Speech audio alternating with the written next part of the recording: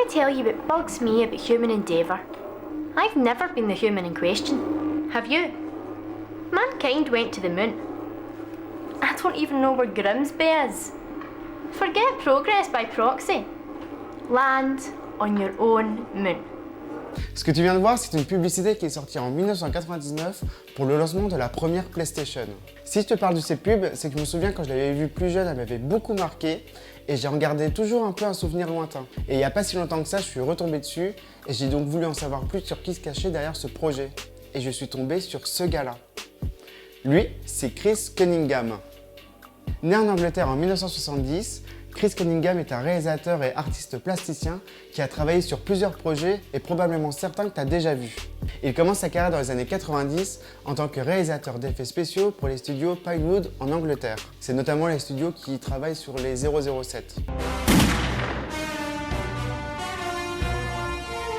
Rapidement, il fait la rencontre de Clive Barker, à qui l'on doit le personnage de Hellraiser, mais également de Danny Cannon, qui l'engage pour travailler sur les effets spéciaux de l'adaptation cinématographique d'une bande dessinée qui s'appelle Judge Dredd avec Sylvester Stallone. Je suis la loi, je vous arrête!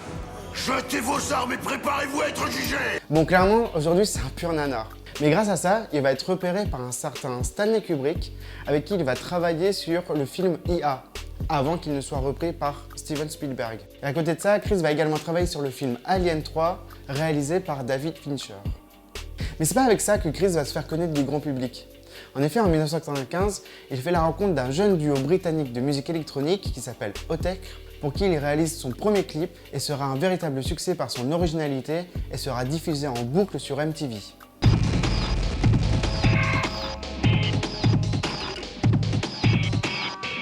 Chris enchaîne alors les clips pour le label anglais Warp Records. C'est là qu'il va faire une rencontre majeure dans sa carrière, puisqu'il va collaborer avec l'artiste Aphex Twin, pour qui il va réaliser 2 clips qui sont un véritable succès à travers le monde entier, Come to Daddy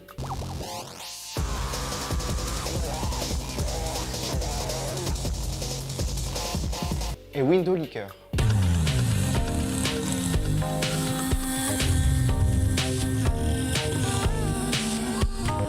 Cette mise en lumière va lui permettre de travailler avec d'autres artistes beaucoup plus connus à l'international comme Madonna, Portishead, Placebo et bien d'autres encore.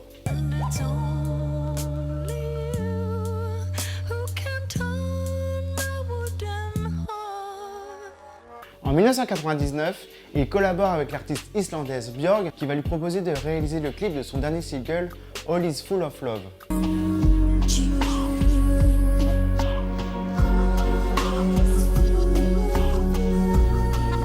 Mais ces robots là, ça vous dit pas quelque chose? En effet, si vous avez en souvenir le film iRobot avec Will Smith, on peut trouver une certaine similitude.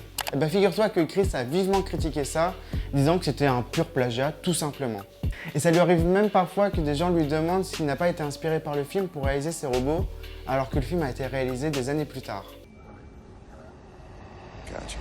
Get the hell out of here! En parallèle à ça, Chris va également réaliser des publicités pour PlayStation comme tu l'as vu, mais également pour Gucci ou bien pour une société de télécommunications italienne avec un jeune acteur qui s'appelle Leonardo DiCaprio. En 2005, il sort avec Aphex Twin un court-métrage qui s'appelle Rubber Johnny, dans lequel il incarne le personnage principal, un enfant mutant hyperactif, accompagné d'un chien un peu terrifiant. Je vous conseille d'avoir le cœur un peu accroché pour le voir.